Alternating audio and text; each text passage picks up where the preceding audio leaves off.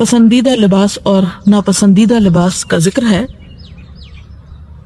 यहाँ पर जिन चीज़ों का जिक्र किया जा रहा है वो ख़ास तौर पर मर्दों को सामने रखकर बात हो रही है। औरतों के लिए हर तरह का लिबास पहनना जायज़ है। उनके लिए लिबास पहनने में उसके रंग या उसके मटीरियल में किसी किस्म की कोई कैद नहीं है। यहाँ जिन शराइत का जिक्र है वो मर्दों से मुताल्लिक है।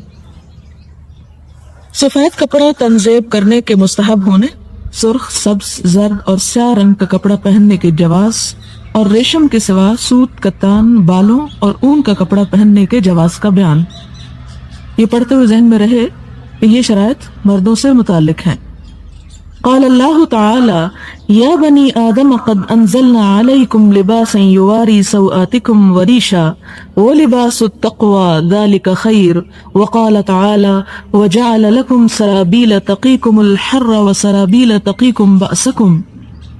अल्लाह ताला ने इरशाद फरमाया, ए औलाद आदम, बेशक हमने तुम पर लिबास उतारा जो तुम्हारी शर्मगाहों को ढांपता है और बायसे जीनत है, और परहेजगारी का लिबास वो सबसे बेहतर है। और अल्लाह ताला ने इरशाद फरमाया, और उसी ने बनाए हैं तुम्हारे लिए ऐसे लिबास जो तुम्हें गर्मी से बचाते हैं और वो लिबास जो तुम्हें लड़ाई के वक्त महफूज रखते हैं। कुरान पाक की इन दो आयात में लिबास की ज़रूरत, लिबास की अहमियत पर बात की गई है। पहली आयत सूरत अल आराफ की है जिसमें लिबास के दो मकासद बताए गए। पहला मकसद लिबास युवारी सौआतिकुम, कि जो इंसान के जिस्म के काबिल शर्म हिस्सों को ढांपे। इंसान और जानवर के दरमियान लिबास बहुत बड़ा फर्क है। जानवर का लिबास एक मुस्तकिल लिबास है, उस मामले में उसका अपना कोई इख्तियार नहीं। जिस किस्म के खाल या बाल या पर उसके जिस्म पर पहना दिए गए और जितने जितने पहना दिए गए, उसके बाद उसके अपनी कोई चॉइस नहीं कि उसको वो बदल सके या उसमें कोई तब्दीली कर सके। रहा इंसान, तो इंसान न सिर्फ ये कि लिबास के बगैर पैदा किया गया, यानी किसी भी किस्म की बालों या परों या खाल के बगैर, और उसके लिए अल्लाह ताला ने चूंकि अकल और समझ अता की, इसलिए उस पर छोड़ा कि वो अपने लिए बेहतरीन लिबास खुद तैयार करे। और फिर सिर्फ लिबास तैयार न करे कि बराए नाम वो लिबास हो, बल्कि ऐसा लिबास हो जो उसके काबिल शर्म हिस्सों को ढांपे, उसकी हया के तकाज़ों को पूरा करे। और दूसरी शर्त ये कि वरीशा, रीश अरबी जबान में पर को कहते हैं। जिस तरह परों के अंदर मुख्तलिफ रंग होते हैं, डिजाइन होते हैं, इसी तरह लिबास भी मुख्तलिफ रंगों और डिजाइनों का होना चाहिए। तो रीश का तर्जुमा अमूमन जीनत किया जाता है कि तुम्हारे लिए जीनत का सबब है। इससे पता ये चलता है कि अच्छा लिबास पहनना, और लिबास के ऊपर खासतौर पर औरतों के लिए अगर उसके ऊपर मुख्तलिफ किस्म के रंग हैं या उसके डिजाइन हैं या उस पर मुख्तलिफ किस्म की कढ़ाइयाँ हैं या पेंटिंग्स हैं या किसी किस्म के तरीके से भी, जबकि वो इसराफ की हद को न पहुंचे, इस किस्म का खूबसूरत लिबास पहनना वो कुरान का तकाजा है। रीशा का लफ्ज़ इस्तेमाल किया गया कि खूबसूरत लिबास हो, बायसे जीनत हो, यानी इबादत और तक़वा दरअसल इंसान के दिल के अंदर है। जाहिर में उसका इजहार होना चाहिए, लेकिन लिबास की जाहिरी जीनत भी तक़वा के खिलाफ नहीं है अगर दिल में इंसान के तकब्बुर ना हो। जैसा कि हजरत आयशा रज़ियल्लाहु ताला अन्हा ने आप सल्लल्लाहु अलैहि वसल्लम से अर्ज किया कि इंसान चाहता है कि उसका लिबास खूबसूरत हो, उसके जूते अच्छे हों, क्या ये तकब्बुर में आता है? तो आपने फरमाया नहीं, ये तकब्बुर नहीं है। तकब्बुर है हक को चुटलाना और लोगों को हकीर समझना। अगर इंसान को अल्लाह ताला अच्छा पहनने का ज़ौक़ और मौका अता करता है तो उसे पहनने में कोई हर्ज नहीं, अपनी हैसियत के मुताबिक वो जरूर पहने, लेकिन ये नहीं कि वो पहनने के बाद दूसरों को हकीर समझे या जिन्हें वो पहनना मयसर नहीं उनको जलील और रुस्वा करे या उन पर हकारत की निगाहें डाले। लिहाजा पहला तकाजा ये कि शर्म हया के तकाजों को पूरा करे, और नंबर 2 वरीशा, खूबसूरती का सबब हो, जीनत का सबब हो। और इसी तरह रीश जो है, क्योंकि परों को कहते हैं, और पर जो है वो परिंदे के जिस्म को हिफाजत भी देते हैं और उसे गर्मी और सर्दी से महफूज भी रखते हैं। اب دیکھیں کہ اگر پرندے کی صرف سکن ہوتی جس میں پر جڑے ہوئے ہوتے ہیں تو وہ اگر دھوپ میں اور ٹھنڈک میں ایکسپوز ہوتی تو آپ اس سے اندازہ لگا سکتے ہیں کہ وہ سکن جو ہے وہ جل کے رہ جاتی، نقصان دہ ہوتا اس کے لیے.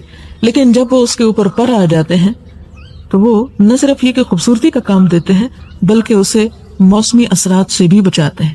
لہٰذا لباس ایسا بھی ہونا چاہیے کہ جو انسان کو گرم سرد موسم کی شدت سے بھی محفوظ رکھے. کیوں؟ اس لیے کہ اپنی جان اور جسم کی حفاظت کرنا یہ بھی دینی فرائض میں سے ہے. انسان جان بوجھ کر ایسا لباس نہ پہنے کہ جس کی وجہ سے وہ بیمار ہو یا جس کی وجہ سے وہ اپنے آپ کو کوئی نقصان پہنچائے. لہذا یہ الفاظ تو دو ہیں لیکن ان کے اندر معنی کی ایک دنیا چھپی ہوئی ہے اور پورا فلسفہ لباس کا بیان کر دیا گیا ہے کہ جس میں ایک اعتدال سامنے آتا ہے. اب دیکھیں کہ 3 چیزیں سامنے آ گئی، باحیا لباس ہو، خوبصورت لباس ہو اور جسم کی حفاظت کرنے والا، جسم کے لیے آرام دہ لباس ہو. وَلِبَاسُ التَّقْوَىٰ، اور ان سب کے اوپر جو ضروری ہے وہ یہ ہے کہ لباس تقویٰ ہو، یعنی انسان پہن کر متکبر نظر نہ آئے، انسان پہن کر اس کے جسم سے یا اس کے چال ڈھال سے مسخرہ پن نہ ٹپکے، بلکہ لباس التقویٰ ایسا لباس کہ جو اس بات کی پہچان ہو کہ پہننے والا اللہ کا بندہ ہے، کیونکہ انسان اپنے طور طریقوں ہی سے پہچانا جاتا ہے. تو تقویٰ کا لباس اس میں کیا چیز آتی ہے؟ اس میں پھر وہی آتا ہے کہ شرم و حیا کے تقاضے پورے کرتا ہو اور ایسا لباس ہو کہ جسے پہن کر ایک انسان نہ صرف یہ کہ مومن اور مسلم بلکہ متقی نظر آتا ہو، یعنی تقویٰ کے خلاف نہ ہو. اور تقویٰ کس چیز کا نام ہے؟ اللہ تعالیٰ کے احساس کا نام، کہ ایسا لباس نہ ہو کہ جسے دیکھ کر اللہ تعالیٰ کی نافرمانی کا احساس ہوتا ہو. اور خاص طور پر خواتین کے لیے کہ وہ ایسا لباس پہن کر گھروں سے باہر نہ نکلے کہ جس سے ان کی زینت کا اظہار ہوتا ہو، کیونکہ قرآن پاک میں عورتوں کو اپنی زینت کے اظہار سے منع کیا گیا. سورۃ النور اس میں واضح طور پر آتا ہے کہ وَلَا يُبْدِينَ زِينَتَهُنَّ إِلَّا مَا ظَهَرَ مِنْهَا، وہ اپنی زینت کا اظہار نہ کرے مگر یہ کہ جو اس میں سے خود بخود ظاہر ہو جائے. تو لباس التقویٰ میں جو چیز سامنے آتی ہے وہ یہ کہ تقویٰ چونکہ دل کی کیفیت کا نام ہے، لباس کا اگر کوڈ مقرر بھی کر دیا جائے کہ اتنی اونچائی اور اتنی چوڑائی اور اتنی لمبائی، تو بھی تقویٰ کے ضمن میں وہ نہیں آئے گا. اس لیے اسلام نے یہ تو نہیں آپ کو بتایا کہ قمیض کتنے گز لمبی ہو یا کتنی چھوٹی ہو سکتی ہے، لیکن اس نے حدود اور تقاضے جو ہیں وہ بتا دیے کہ کیا کچھ چاہیے اللہ تعالیٰ کو. شرم و حیا کا حفاظت، زینت، جسم کی حفاظت اور پھر اللہ تعالیٰ کی حدود کی پاسداری. لباس پہن کر انسان کی پہچان بطور ایک مسلمان کے ہو، اللہ کے بندے کے ہو.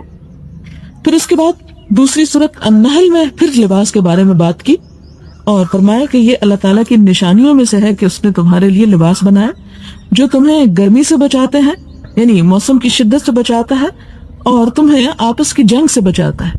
یعنی ویسے تو انسان ایسا ہی لباس پہنے گا کہ جو اس کے سارے تقاضے پورے کرے جس کا ذکر کیا گیا، لیکن یہاں پر ایسے لباس پہننے کی طرف بھی اشارہ ہے کہ جو انسان کو جنگ کی تکلیف سے محفوظ رکھتا ہو. اس سے پتہ چلتا ہے کہ اپنی حفاظت کے لیے کوئی ایسی جیکٹ پہننا کہ جس سے انسان دشمن کے وار سے محفوظ رہے، یا جیسے پرانے زمانے میں لوہے کی زرہیں وغیرہ اور لوہے کے ایسے لباس پہنے جاتے تھے کہ جس سے دشمن کے وار سے محفوظ رہا جائے، تو ایسے لباس پہننا تقویٰ اور توکل کے خلاف نہیں ہے.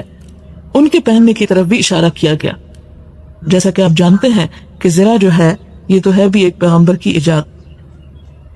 اب اس سلسلے میں احادیث ہے. وعن ابن عباس رضی اللہ عنہما ان رسول اللہ صلی اللہ علیہ وسلم قال البسوا من ثيابكم البياض انها من خير ثيابكم وكفنوا فيها موتاكم رواه ابو داود والترمذي وقال حدیث حسن صحیح. حضرت ابن عباس رضی اللہ تعالی عنہما سے مروی ہے کہ حضور صلی اللہ علیہ وسلم نے فرمایا سفید کپڑے پہنا کرو کیونکہ وہ تمہارے کپڑوں میں سے بہترین ہیں، اور اپنے مردوں کو سفید کپڑوں کا ہی کفن پہنایا کرو. اس کو ابو داؤد اور ترمذی نے روایت کیا اور کہا کہ یہ حدیث حسن اور صحیح ہے.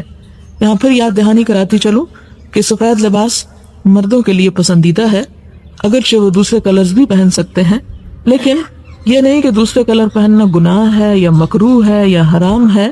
نہیں، وہ پہنے جا سکتے ہیں، لیکن سفید آپ صلی اللہ علیہ وسلم نے سب سے زیادہ پسند کیا.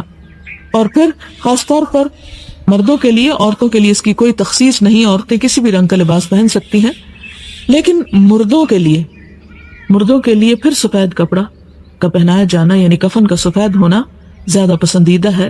اس کا یہ مطلب نہیں کہ کفن صرف سفید ہی ہو سکتا ہے، کالا یا سبز یا کوئی اور رنگ نہیں ہو سکتا، کوئی بھی رنگ ہو سکتا ہے، لیکن سفید پہنانا افضل ہے۔ اگر سفید مہیا نہیں، میسر نہیں، کوئی ایسی جگہ ہے کہ جہاں نیا کپڑا بھی نہیں، تو ایون پرانے کپڑے میں بھی میت کو لپیٹ سکتے ہیں۔ سفید رنگ کا کفن جو ہے یہ ایک آئیڈیل سچویشن ہے کہ جہاں کسی کو میسر ہو، اور پھر وہ بھی یہ کہ نیا ہو اور لٹھے کا ہو اور کورا ہو اور نہ جانے کیا کیا شرائط ہوتی ہیں۔ لیکن آپ دیکھیں کہ بعض اوقات بھوک کے ساتھ افریقہ میں بے شمار لوگ مر جاتے ہیں، بعض اوقات کئی جنگوں میں مر جاتے ہیں، تو آپ نے دیکھا ہوگا کہ کس طرح ایک ایک گڑھے میں کئی ڈال رہے ہوتے ہیں، تو وہاں تو کھانے کو نہیں ملتا تو کفن کہاں نصیب ہوگا۔ تو ایسی صورت میں کہ اس سے اگر اتنے برے حالات نہیں، اگر ایسے حالات ہو کہ کچھ بھی میسر نہیں، تو پھر ایٹ لیسٹ پتوں سے ہی لپیٹ دینا چاہیے، کیونکہ جس میں انسانی کا احترام ہے کہ مرتے وقت اسے رخصت کرتے وقت اسے کسی نہ کسی چیز کے اندر لپیٹنا چاہیے۔ اگرچہ سب کو معلوم ہے کہ قبر میں ڈالنے کے بعد جسم کو مٹی کھا جاتی ہے اور انسان ختم ہو کے رہ جاتا ہے، جہاں سے یہ ہاتھ پاؤں آتے ہیں، یعنی انسانی جسم جس مٹی سے بنتا ہے، ظاہر ہے جو غذائیں بھی ہم کھاتے ہیں، جو کچھ بھی آتا ہے ہمارے پاس وہ زمین سے اگتا ہے، پانی بھی زمین سے نکلتا ہے، اس کے علاوہ جانوروں کا گوشت وغیرہ جو کھایا جاتا ہے وہ بھی دراصل زمینی سے غذا حاصل کرتے ہیں۔ تو انسان کی اصل مٹی ہے اور پھر واپس اسی پہ مٹی ہو جاتا ہے، ہونے کے بعد پھر کچھ نہیں باقی بچتا۔ لیکن اس کے باوجود اسلام میں جو تہذیب اور تمیز سکھائی گئی اس کا تقاضا یہ ہے کہ مردوں کو احترام کے ساتھ دفن کرو، اور ان کے لیے پسندیدہ ترین لباس سفید رنگ کا لباس ہے۔ اس حدیث کو ابو داؤد اور ترمذی 2 حدیث کی کتابوں نے روایت کیا ہے۔ ایک روایت میں یہ حسن کے درجے پر ہے اور دوسری میں صحیح کے درجے پر۔ جیسا کہ آپ جانتے ہیں کہ حسن اچھے کو کہتے ہیں اور صحیح درست کو کہتے ہیں۔ حسن کا درجہ صحیح سے 1 درجہ کم ہوتا ہے۔ صحیح حدیث میں اعلیٰ ترین مقام ہے جس میں 6 شرائط ہوتی ہیں، لیکن حسن کے اندر 5 شرائط ہوتی ہیں۔ اگلی حدیث عن سمرۃ رضی اللہ عنہ قال قال رسول اللہ صلی اللہ علیہ وسلم البسوا البیاض فإنها أطهر وأطيب وكفنوا فيها موتاكم رواه النسائي والحاكم وقال حدیث صحیح۔ حضرت سمورہ رضی اللہ عنہ سے مروی ہے، فرماتے ہیں کہ حضور صلی اللہ علیہ وسلم نے فرمایا سفید کپڑے پہنا کرو، اس لیے کہ وہ پاکیزہ اور عمدہ ہوتے ہیں، اور انہی میں اپنے مردوں کی تکفین یعنی کفن دیا کرو۔ اس کو نسائی اور حاکم نے بیان کیا اور کہا کہ یہ حدیث صحیح ہے۔ یہاں پر الفاظ تقریباً ملتے جلتے ہیں، صرف جس لفظ کا اضافہ کیا گیا وہ ہے فَإِنَّهَا أَطْهَرُ وَأَطْيَبُ، اطہر زیادہ پاکیزہ، اور یہ بات ہے بھی واضح کہ سفید کپڑے کے اوپر ہلکا سا داغ بھی نمایاں ہو جاتا ہے، جبکہ اس کے مقابلے میں اگر آف وائٹ بھی ہو یا کوئی اور کلر ہو تو اس میں میل اس طرح نظر نہیں آتا جس طرح سفید کپڑے میں آتا ہے۔ اس لیے اس سے آپ اندازہ لگائیں کہ سفید کپڑے کی اہمیت کس لیے ہے۔ دراصل اس لیے ہے کہ اسلام انسان کو زیادہ سے زیادہ صاف ستھرا اور پاکیزہ رہنے کی طرف متوجہ کرتا ہے۔ حالانکہ آپ دیکھیں کہ حضور صلی اللہ علیہ وسلم کے زمانے میں پانی بھی بہت زیادہ میسر نہیں تھا، صابن بھی بہت نہیں تھا، اور بھی بڑی سہولتیں نہیں تھی، نہ ان کے استری کی اور نہ صاف کرنے کی، لیکن اس کے باوجود ان حالات میں بھی جو پسندیدہ قرار دیا گیا وہ سفید ہی، کہ اگرچہ اس کو صاف رکھنے میں، اس کو مینٹین کرنے میں دقت ہوتی ہے، لیکن اس کے باوجود وہ پسندیدہ ترین ہے۔ اور پھر یہ دوسری بات یہ فرمائی گئی کہ اطیب زیادہ عمدہ ہے، کہ اس سفید کے ساتھ پاکیزگی کا خود بخود ایک تصور ابھرتا ہے، انسان کے احساسات اور جذبات مختلف ہونے لگتے ہیں، اور خصوصاً عبادات کے موقع پر آپ کو اگر کسی حج یا عمرے پر جانے کا اتفاق ہوا ہو تو آپ دیکھیں کہ جب سب لوگ سفید احرام میں ہوتے ہیں، اور خاص طور پر سعی کے وقت آپ ان کو ایک جگہ پر دیکھیں، کیونکہ طواف میں تو وہ لوگ بھی طواف کر رہے ہوتے ہیں جو احرام میں نہیں ہوتے، لیکن سعی صرف وہی لوگ کرتے ہیں کہ جو احرام پہنے ہوئے ہوتے ہیں۔ تو اس وقت کی اگر آپ کبھی جھلکی دیکھیں تو ایک خاص منظر ہوتا ہے کہ سب کے سب سفید لباس میں گھوم پھر رہے ہوتے ہیں۔ تو یہ ایک عمدہ منظر کی طرف بھی اشارہ کیا گیا، اور مسلمانوں کی اکثر عبادات جو ہیں وہ اجتماعی ہیں، جیسے نمازیں جماعت سے پڑھنے کا حکم ہے۔ پھر یاد دہانی کراؤں کہ خصوصیت سے مردوں کے ساتھ شرائط کا ذکر ہو رہا ہے اس باب میں، اور پھر جمعے کی نماز بھی۔ تو اس میں آپ دیکھیں کہ سفید لباس میں جب عبادت ادا کی جاتی ہے تو اس میں پاکیزگی اور عمدگی کا احساس زیادہ ابھرتا ہے بنسبت کسی اور رنگ کے، تو اسی کا یہاں اس حدیث میں ذکر کیا گیا۔ اگلی حدیث ہے عن البراء رضی اللہ عنہ قال كان رسول اللہ صلی اللہ علیہ وسلم مربوعا وَلَقَدْ رَأَيْتُهُ فِي حُلَّةٍ حَمْرَاءَ مَا رَأَيْتُ شَيْئًا قَطُّ أَحْسَنَ مِنْهُ متفق علیہ۔ حضرت برا رضی اللہ تعالیٰ عنہ سے مروی ہے، فرمایا حضور صلی اللہ علیہ وسلم کا قد درمیانہ تھا اور میں نے آپ کو سرخ حلہ زیب تن کیے ہوئے دیکھا، میں نے آپ سے حسین تر چیز کبھی اور نہیں دیکھی۔ یعنی آپ اپنی شکل و صورت، اپنے قد، اپنے جسم، سمارٹنس کے اعتبار سے نہایت خوبصورت تھے، آپ سے بڑھ کر حسین و جمیل کوئی اور تھا ہی نہیں۔ اور آپ کو میں نے دیکھا کہ آپ نے سرخ حلہ پہنا ہوا تھا، یعنی یہ قمیض شلوار نہیں بلکہ قمیض شلوار کے اوپر کا ڈریس ہے، جیسے ایک عبایا کی قسم کا یا وہ ایک رومال کی قسم کا۔ یہی وجہ کہ اب دیکھیں کہ سعودی عرب میں اب بھی لوگ جو ہیں وہ سرخ رنگ کا وہ ایک سکارف سا پہنے ہوئے ہوتے ہیں مرد، اگرچہ وہ باقی ڈریس جو ہوتا ہے ان کا وائٹ ہوتا ہے۔ تو پہلا نقطہ یہ ہے کہ ہمیں اچھی طرح یہ بات سمجھ لینی چاہیے کہ ایک دفعہ جو ہم پیدا ہو گئے نا، اب ہمیں ان ساری مشکلات سے گزرنا ہے۔ آزمائشیں مسلسل آئیں گی، کبھی خوف کے ذریعے، کبھی بھوک کی، کبھی مال جان کی کمی، کبھی پھلوں کی کمی، لیکن کیا ہے وبشر الصابرین، صبر کرنے والوں کو بشارت دے دو۔ اب آپ دیکھیے جب خوف آتا ہے تو ہمیں کس کس چیز کا خوف ہوتا ہے کہ میرے ساتھ پتہ نہیں کل کیا ہوگا۔ کچھ لوگ تو اتنا ڈرتے ہیں کہ پتہ نہیں کل کیا ہوگا، صبح کیسی ہوگی، اگلے مہینے کیا ہوگا، کہیں جاب نہ چلی جائے، بچوں کو کچھ نہ ہو جائے، پتہ نہیں میں زندہ رہ سکوں گا کہ نہیں، کہ اپنے بچوں کی خوشیاں دیکھ سکوں، مستقبل میں میرے ساتھ میرا کاروبار کا کیا ہوگا، دنیا کی اکانومی کا کیا بنے گا، مہنگائیوں کا کیا ہوگا۔ 10 سے 15 منٹ کی خبریں سننے کے بعد، اخبار پڑھنے کے بعد عموماً لوگوں کا موڈ آف ہو جاتا ہے، دل خراب ہو جاتا ہے۔ آپ دیکھیے کہ پہلے لوگ اتنے پریشان کیوں نہیں ہوتے تھے، کیونکہ ان کی پریشانیاں بس گھر کی، اپنے محلے یا گاؤں کی ہوتی تھی۔ آپ کیا پوری دنیا کے مسئلے مسائل آپ CNN کھول لیں، آپ BBC کھول لیں، کوئی کھولے، ایک دفعہ نہیں دورا کے آپ کو پکا سبق کرا دیتے کہ فلاں جگہ کینیڈا میں کار ایکسیڈنٹ میں بندہ مر گیا، اور آپ کو لگ جاتا ہے خوف کے پتہ نہیں اب میں نکلوں گی تو کیا ہوگا، وہاں پولیس شوٹنگ ہو گئی ہے، وہاں بچوں نے اسکول میں یہ ہنگامہ کر دیا ہے، اب آپ خوف ہے جو میرے بچے اسکول جاتے ہیں پتہ نہیں ان کا کیا ہوگا۔ سب کچھ اللہ کے سپرد کر دے، افوض امری الی اللہ، میں اپنا سارا معاملہ اللہ کے سپرد کرتا ہوں۔ واللہ خیر حافظا وہو ارحم الراحمین، اللہ کی حفاظت میں۔ یوسف علیہ السلام کے ساتھ کون تھا؟ موسیٰ علیہ السلام کے ساتھ فرعون کے دربار میں کون تھا؟ موسیٰ علیہ السلام کے ساتھ مدین میں کون تھا؟ اکیلے گئے تھے، کس نے کھانا دیا، کس نے بیوی دی، کس نے گھر دیا، کس نے جاب دی، سب کچھ مل گیا، سب کچھ اللہ کرنے والا ہے۔ آج تک کبھی اس نے بھوکا رکھا ہم کو؟ نہیں، تو کل بھی انشاءاللہ دے گا وہ۔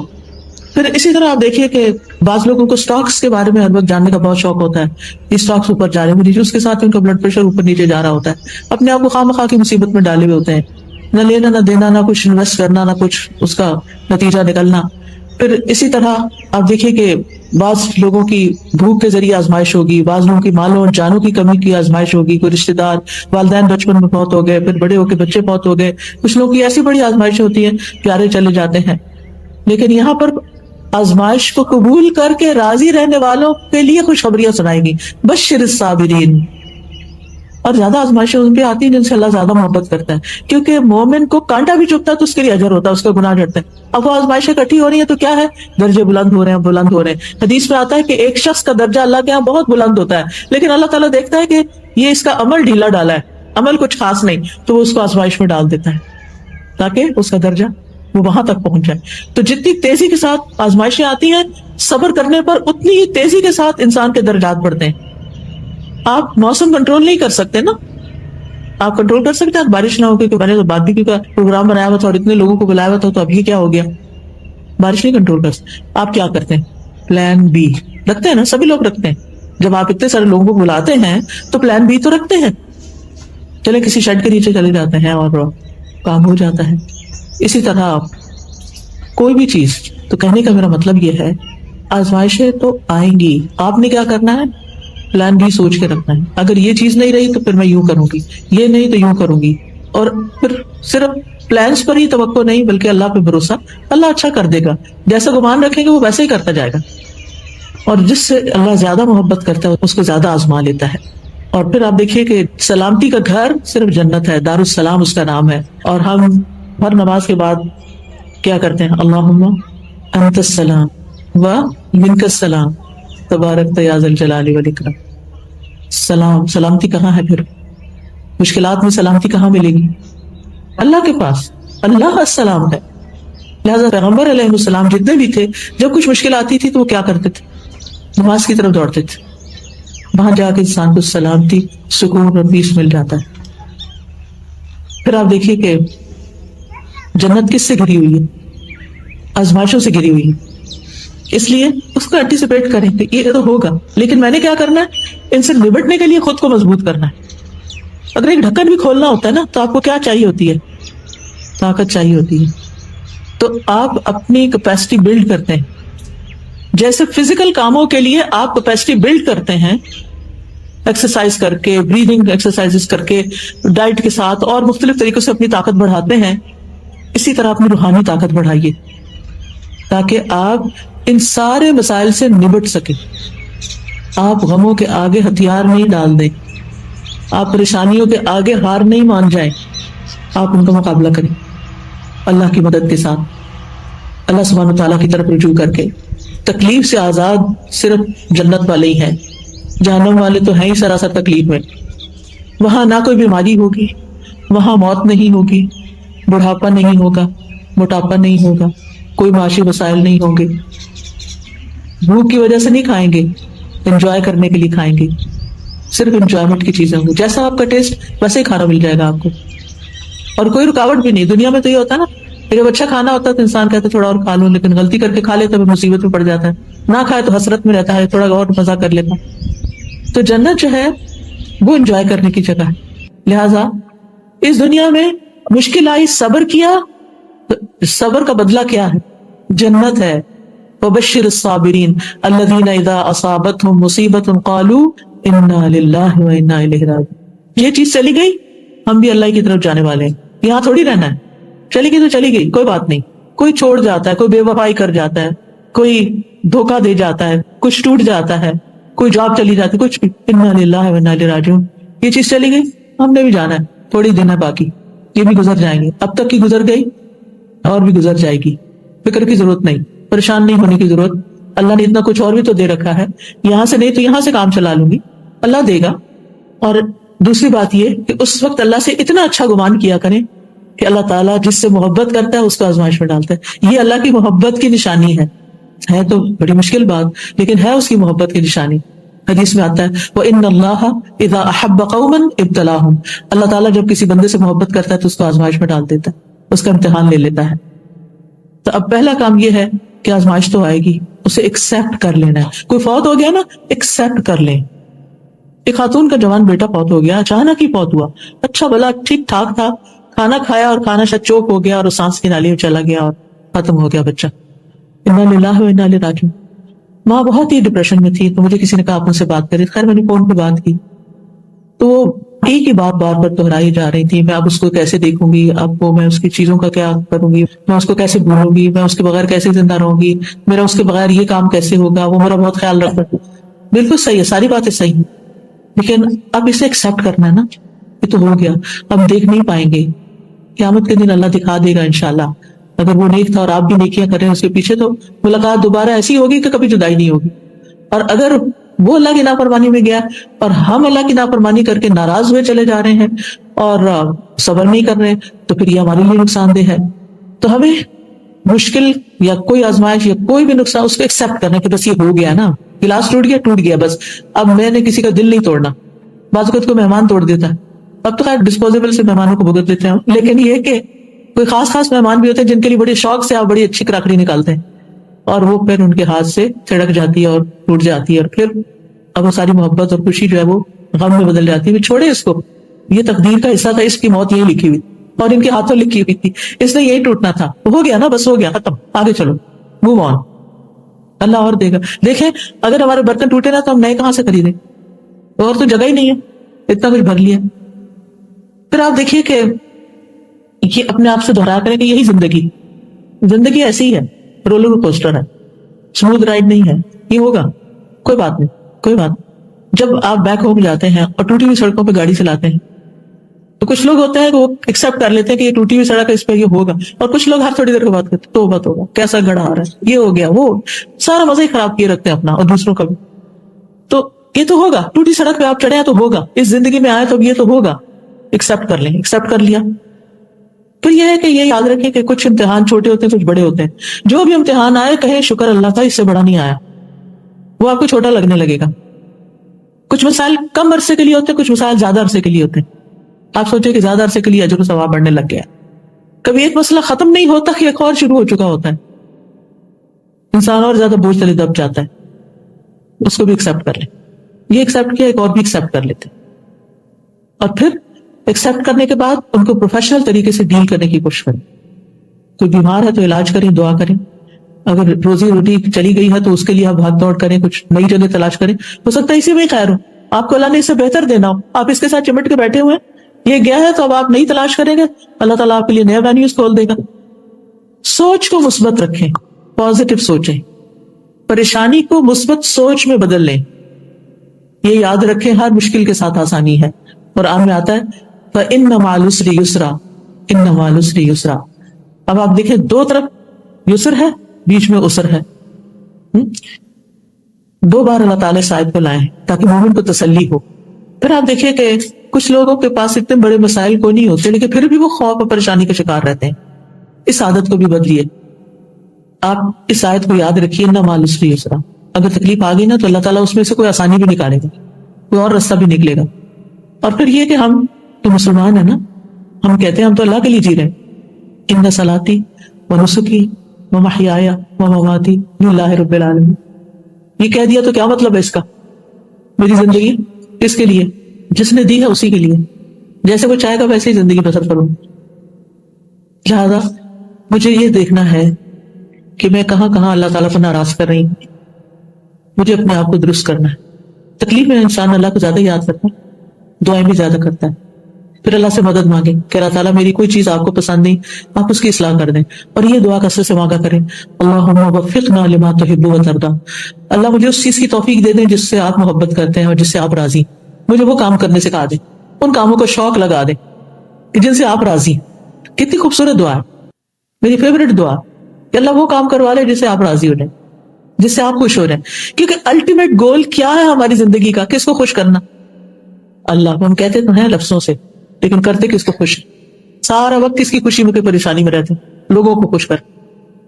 آپ دیکھیے کہ ہم اپنے سارے کاموں کو جائزہ لیں.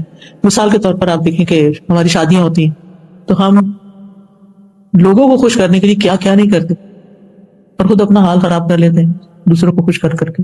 لوگ پھر بھی خوش نہیں ہوتے. وہ ساری اچھی چیزیں پا کر، کیونکہ انسانی نیچر ہی ایسے شیطان کے دباؤ میں، ساری اچھی چیزیں پا کر جو چیز ذرا ٹھیک نہیں ہوگی اس کو پکڑ لیں گے. کیسا لگا کھانا؟ وہ جو فلاں چیز تھی نا، وہ سیلڈ کا فلاں پتا تھا، وہ فلاں ایسا چھوٹی سی کوئی چیز اس میں سے نکال لیں گے. پھر یہ ہے کہ اللہ کو دوست بنا لیں. یوسف علیہ السلام کی زندگی بڑی آزمائشوں میں گزری تھی. اللہ نے ان کو بادشاہت بھی دے دی، ہر چیز ان کے کنٹرول میں دے دی، سب ان کے تابع ہو گئے، ہر چیز ان کے لیے مسخر ہو گئی. انہوں نے کیا مانگا؟ فاطر السماوات والارض انت ولی فی الدنیا والآخرہ. میرا سہارا یہ اس بادشاہت پہ نہیں، ان اختیارات پہ نہیں.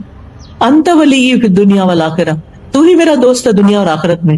توفنی مسلمان، مجھے اسلام کی حالت میں فوت کرنا. میری فکر یہ ہے، میرا غم یہ ہے.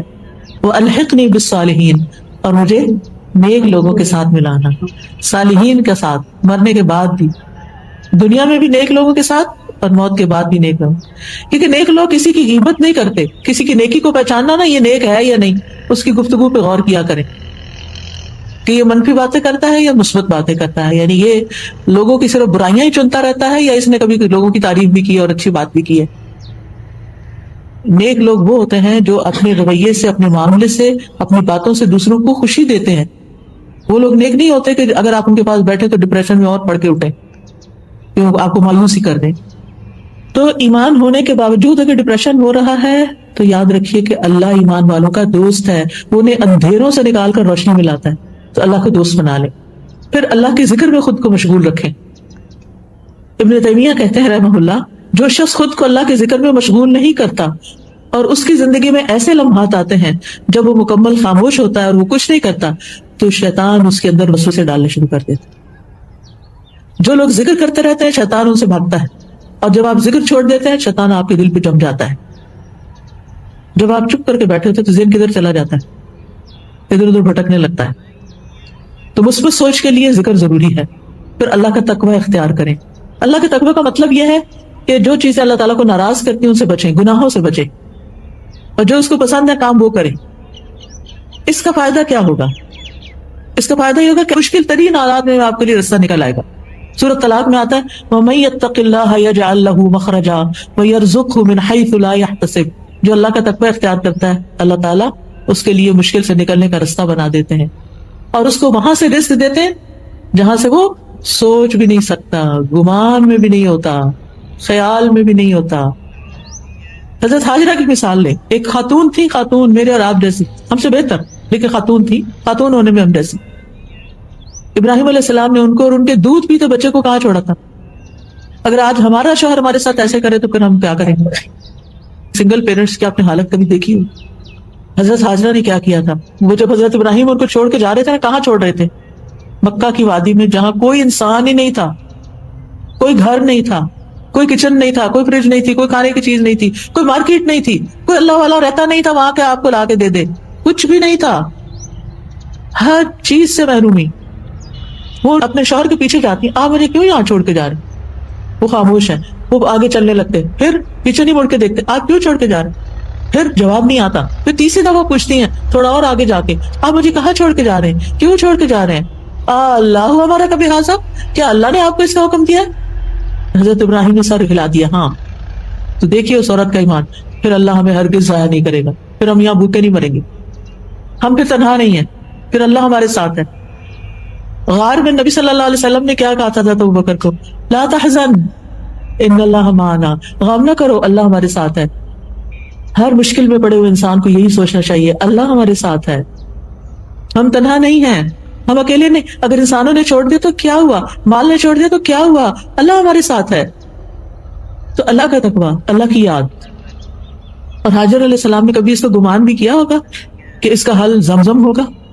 آج تک ہم زمزم کو ترستے ہیں، کہیں سے مل جائے تو اس کو سنبھال کر رکھتے ہیں، اس کا ایک ایک قطرہ ہم سنبھالتے ہیں کہ اس کو ضائع نہیں ہونے دینا. تو کیا تھا ان مع العسر یسرا، وہ کس طرح بھاگ دوڑ کر رہی تھی وہاں پر. ہم اب جاتے ہیں تو ہم کہتے ہیں چلا نہیں جاتا، اتنی مشکل میں آ جاتے ہیں جب صحیح کرتے ہیں پیدل. وہاں تو چھت بھی نہیں تھی، اے سی بھی نہیں تھا، کچھ بھی نہیں تھا، کوئی لوگ بھی نہیں آس پاس سے. لوگوں کی موجودگی میں کام کرنا آسان ہو جاتا ہے بعض اوقات، اور سارے چلے جا رہے ہیں، کہتے ہیں یہ بھی تو چل رہے ہیں، وہ دیکھے کس طرح لگڑا کے چل رہا ہے، میں بھی چلوں گی. چلنے کی ہمت آ جاتی ہے، انسان دوسروں سے انسپائر ہو کے چلتا ہے. لیکن حضرت ہاجرہ رضی اللہ تعالیٰ عنہا، سبحان اللہ، کوئی بھی تو نہیں تھا، اور شوہر نے بتایا بھی نہیں میں کب آؤں گا واپس، اور آؤں گا بھی کہ نہیں آؤں گا. کیا دل ہوگا، کیسا یقین ہوگا، کیسا توکل ہوگا کہ وہ اس وقت پریشان نہیں ہوتی بلکہ بچے کی فکر کرتی ہیں. وہ پہلے تو دودھ پلاتی رہی، پانی تھا پیتی رہی، کام چلتا رہا. جب سب کچھ ختم ہو گیا تو پھر بچہ رونا شروع ہو گیا. بہرحال اور کیا کرنا ہے، پریشانی، دکھ، غم، تکلیف، مایوسی میں اپنے گناہوں کا اعتراف کرنا ہے. یہ مشکلات سے نکلنے کا راستہ ہے. یونس علیہ السلام نے مچھلی کے پیٹ میں کیا پڑھا تھا؟ لا الہ الا انت سبحانک انی کنت من الظالمین. صرف لفظ نہیں دہرانے، سوچ کے پڑھنا ہے. تیرے سوا کوئی الہ نہیں، تو پاک ہے، تیرے میں کوئی عیب کمی کوتاہی نہیں، بے شک میں ظالم ہوں، میری غلطی ہے، I was wrong. انہوں نے یہ نہیں اس وقت کہنا شروع کیا کہ وہ لوگوں نے مجھے بہت ستایا تھا اس لیے میں نکلا تھا وہاں سے. لوگوں نے حد درجہ تنگ کر دیا تھا حضرت یونس علیہ السلام کو، اس لیے انہوں نے اپنی قوم کو چھوڑا تھا. ابھی اللہ کا حکم نہیں آیا تھا. اللہ کا حکم آتا قوم تباہ ہو جاتی، ان کو اللہ تعالیٰ بچا کے لے جاتی، جیسے سارے پیغمبروں کے ساتھ ہوا. تو یہ پہلے نکل آئے ناراض ہو کے، وہ پکڑ ہو گئی. نکلے کیسے پھر اس پکڑ سے، اس غم سے؟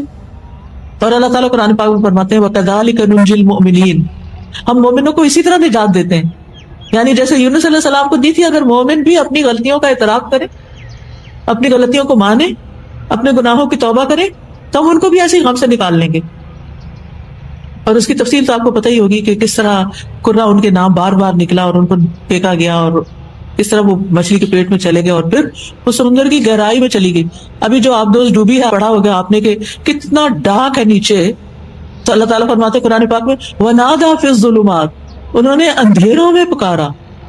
مچھلی کے پیٹ کا اندھیرا، غم کا اندھیرا، اور پھر سمندر کا اندھیرا اور رات کا اندھیرا. اف، سوچ کے روح کانپ جاتی ہے. اگر آپ امیجن کریں وہاں سے اللہ نے نکالا. کیا ہم میں سے کسی کا غم، تکلیف، پریشانی ویسی ہے؟ نہیں. اور اگر اللہ نے ان کو نکالا تو وہی اللہ ہمیں بھی نکال سکتا ہے. لیکن انہوں نے سچے دل سے کہا تھا. ہم کیا کرتے, گٹیاں پکڑ لیتے ہیں, باتیں کرتے ادھر ادھر کہ لا الہ الا انت سبحانک انی کنت من الظالمین, اس نے کیا پہنا ہوا ہے, اس کے کپڑے کیسے ہیں, یہ کیا پڑھنا ہوا. ایک دفعہ نہیں سوچ کے پڑھتے, پھر کہتے ہیں ہم نے تو وظیفہ کیا تھا کچھ نہیں ہوا. حضرت یونس کے بارے میں کوئی نہیں آتا کہ انہوں نے 1.25 لاکھ ہی پڑھا تھا, انہوں نے شاید ایک ہی دفعہ پڑھا اور مچھلی اوپر آنا شروع ہو گئی. اور پھر کس طرح اللہ کے اذن سے مچھلی نے باہر نکالا, مچھلی کے ایسڈ سے سارا جسم زخمی ہو چکا تھا, ریش ہو چکا تھا. قرآن مجید میں آتا ہے کہ اللہ تعالیٰ نے ان کے لیے یقطین کدو کا پودا اگایا اور اس کی چھاؤں میں تھے اور اس کا پھل بھی کھاتے تھے. اسی لیے آپ دیکھیں کہ جو کدو ہوتا ہے وہ اسکن کی ڈیزیز کے لیے بہت مفید ہوتا ہے. پھر اللہ نے ان کے لیے انتظام کیا, پھر ان کو واپس اپنی قوم میں بھیجا اور ان کی قوم کو بھی اللہ نے معاف کر دیا, سب ٹھیک ہو گیا. آزمائش آئی, سخت آئی, لیکن نکل آئے اس سے. کس چیز سے؟ انی کنت من الظالمین, میری غلطی ہے. لیکن ہم سب کے اندر اتنی انا ہے, نہ اللہ کے آگے اس طرح جھکتے ہیں کہ اپنی غلطیاں مانیں, ہم بلکہ کہتے ہیں میں نے کیا ہی کیا تھا. تو پھر آپ دیکھیے کہ کس طرح ویل جو دنیا کی سب سے بڑی مخلوق ہے اس نے اپنا منہ کھولا, اور کس طرح یونس علیہ السلام اندر گئے, اور کس طرح وہ ویل سمندر کی گہرائیوں میں گئی, اور کس طرح پھر یونس علیہ السلام باہر نکلے, اور کس طرح ان کو صحت ملی, اور کس طرح وہ اپنی زندگی میں روٹین پہ آ گئے. آج اگر کوئی ویل ہمیں نگل لے, اللہ نہ کرے, تو ٹیکنالوجی بھی یہ نہیں جان سکتی کہ یہ لوکیٹ نہیں کر سکتی کہ آپ کہاں ہیں, کوئی نہیں مدد کر سکتا.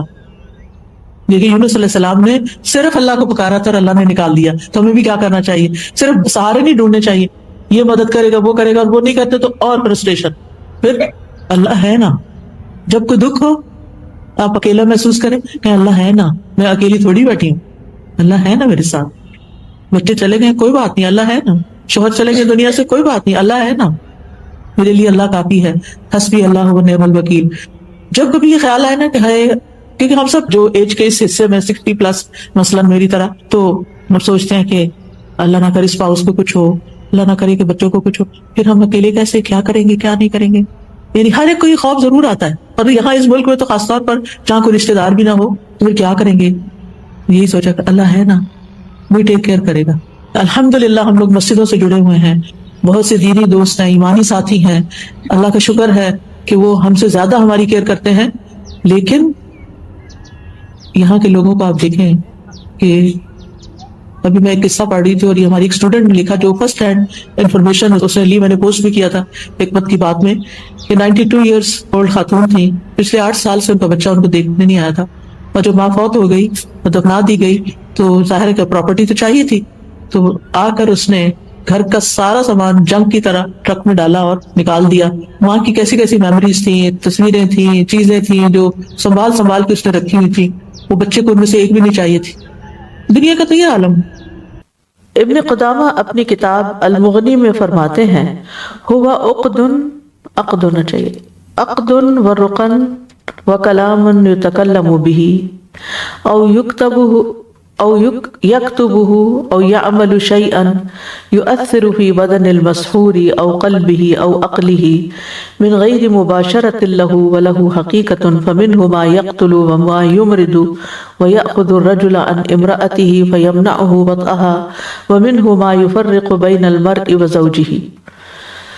سحر سے مراد گرہیں, ناٹس لگانا, دم, منتر یا وہ کلمات ہیں جنہیں پڑھا یا لکھا جاتا ہے, ٹھیک ہے, یا جادوگر اس کے ذریعے جادوئی عمل کرتا ہے جس کی وجہ سے کسی شخص کا جسم یا دل اور دماغ بغیر چھوئے متاثر ہو جاتا ہے. یعنی ٹچ نہیں بھی کرتے, ہاتھ نہیں بھی لگاتے, پھر بھی اس کا اثر ہو جاتا ہے. جادو ایک حقیقت ہے. بعض جادو اس قسم کے ہوتے ہیں جو قتل کر دیتے ہیں, کچھ بیمار کر دیتے ہیں, اور آدمی کو اس کی بیوی سے روک دیتے ہیں کہ وہ اس کے ساتھ صحبت نہیں کر سکتا, یعنی فزیکل ریلیشن شپ نہیں کر سکتا. اور کچھ جادو ایسے ہوتے ہیں جو آدمی اور اس کی بیوی کے درمیان جدائی ڈال دیتے ہیں, ٹھیک ہے. تو بہرحال جادو کی ایک تاثیر ہوتی ہے. امام زہری کہتے ہیں کہ جادو ایک ایسا عمل ہے جو شیطان جن کی مدد سے کیا جاتا ہے. امام راضی کہتے ہیں کہ جادو کا تعلق ہر اس کام کے ساتھ ہوتا ہے جس کا سبب پوشیدہ ہو, وجہ معلوم نہ ہو, اور اس میں دھوکہ دہی نمایاں ہو. لیث رحمہ اللہ کہتے ہیں کہ جادو اس عمل کا نام ہے جس میں پہلے شیطان کا قرب حاصل کیا جاتا ہے, پھر اس سے مدد لی جاتی.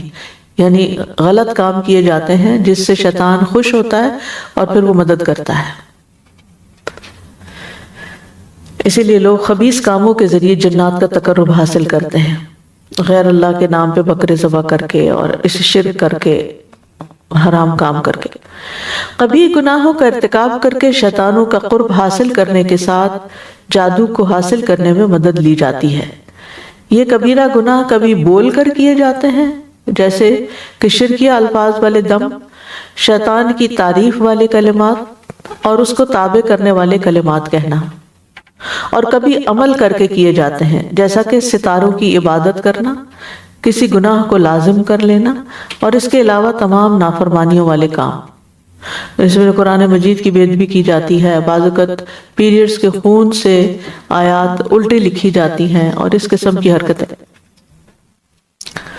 جادو میں شیاطین، ارواح خبیثہ یا ستاروں سے مدد لی جاتی جو ٹوٹلی شرک پر مبنی ہے، اور اس کو کالا جادو کہتے ہیں. وائٹ جادو جو ہوتا ہے نا، ایک تو بلیک میجک ہے نا اور ایک وائٹ میجک بھی ہوتا ہے. تو وائٹ میجک میں اس طرح کے جملے نہیں بولے جاتے، نہیں گندی باتیں نہیں کی جاتی، لیکن اس کو آپ کہیں جیسے ہمارا دم ہوتا ہے مثال کے طور پر. یہ ایک نفسیاتی اثر ہے جو نفس سے گزر کر جسم کو بھی اسی طرح متاثر کر سکتا ہے جس طرح کچھ اثرات جسم کے ساتھ ساتھ نفس کو بھی متاثر کرتے ہیں. کیونکہ ہمارے جسم میں ہماری روح گندی ہوئی ہے، ٹھیک ہے نا، اس کا حصہ بنی ہوئی ہے. جو چیز جسم پہ چوٹ لگتی ہے تو اس کی روح تک بھی اثرات جاتے ہیں، اور جو چیز روح کو زخمی کرتی ہے وہ جسم کو بھی متاثر کرتی ہے. مثلا خوف ایک نفسیاتی چیز ہے، مگر اس کا اثر جسم پر ہوتا ہے. یہ ہوتا ہے کہ رونگٹے کھڑے ہو جاتے ہیں، بدن میں کپکپاہٹ سی طاری ہو جاتی ہے، دل دھڑکنے لگتا ہے. تب تو خوف تھا، کوئی مادی چیز تو نہیں تھی، لیکن اثرات کس پر ہوئے؟ جسم پر. جادو سے حقیقت تبدیل نہیں ہوتی، مگر انسان کا نفس اور حواس اس سے متاثر ہو کر یہ محسوس کرنے لگتے ہیں کہ حقیقت تبدیل ہو گئی ہے. یعنی انسان کی سوچوں پر اس کا اثر پڑتا ہے.